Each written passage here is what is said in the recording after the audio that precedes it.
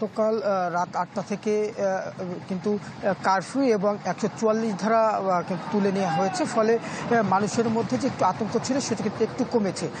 তবে যে গ্রেপ্তার হচ্ছে, এই গ্রেপ্তারের কিন্তু আতঙ্ক রয়েছে বিশেষ করে গ্রামের দিকে, কারণ শহরে তো অভিযান চলছে, সেই সাথে গোপালগঞ্জ শহরের আশপাশে যেসব গ্রামগুলো রয়েছে সেসব গ্রামে কিন্তু অভিযান চলছে এবং সেখান থেকে কিন্তু গ্রেপ্তার করছে আইনশৃঙ্খলা রক্ষাকারী বাহিনী। ইতিমধ্যে ৩১০ জনকে গ্রেপ্তার করেছে আইনশৃঙ্খলা রক্ষাকারী বাহিনী এবং তাদেরকে কিন্তু জেলা কারাগারে পাঠানো হয়েছে এবং জেলা কারাগারে কিন্তু ধারণ ক্ষমতা না থাকার কারণে সেখান থেকে যারা বন্দী রয়েছেন তাদেরকে কিন্তু পিরোজপুর, মাদারীপুর এবং বাগেরহাট কারাগারে প্রেরণ করা হয়েছে। আরেকটি বিষয় হচ্ছে যে এই যে সহিংসতার ঘটনায় এখন পর্যন্ত কিন্তু ৮টি মামলা দায়ের করা হয়েছে। গতকাল কিন্তু আরও নতুন করে 4টি হত্যা মামলা দায়ের করা হয়েছে। এসি কেনার কথা ভাবছেন? ভিসা দিচ্ছে যে কোনো এসিতে 15% নিশ্চিত ছাড়। এছাড়াও থাকছে মানি ব্যাক গ্যারান্টি নিশ্চয়তা। যারা সংঘর্ষের সময় গুলিতে যারা নিহত হয়েছিল তাদের পরিবার আসলে মামলা না করলেও পুলিশ বাদী হয়ে 4টি মামলা করে। এই 4টি মামলায় কিন্তু প্রায়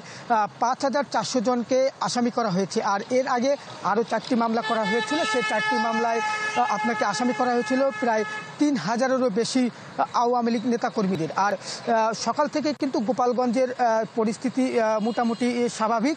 মানুষজন কিন্তু ঘর থেকে বের হচ্ছেন। নিত্য প্রয়োজনীয় পণ্যের যে দোকানগুলো রয়েছে সেই দোকানগুলো খোলা হয়েছে, মানুষ সেখানে গিয়ে কিন্তু তাদের কেনাকাটা করছেন। তবে নতুন করে যদি কোনো মামলা হয়ে থাকে সেটি আমরা জানিয়ে দেব।